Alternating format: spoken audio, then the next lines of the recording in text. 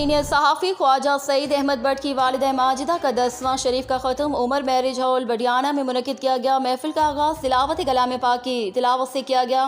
तिलावत कारी फ़कीर मोहम्मद मसूदी ने की। खुसूसी खिताब खतीब पाकिस्तान हज़रत अल्लामा कारी मोहम्मद रियाजुद्दीन सिद्दीकी ने किया। खुसूसी शिरकत वज़ीर सदार साहबजादा पीर मोहम्मद ज़हूर वासिफ बडियानवी ने की और आखिर में हज़रत अल्लामा अकील अहमद ज़हीर पसरूरी मरहूमा की मग़फ़िरत के लिए दुआ फरमाई।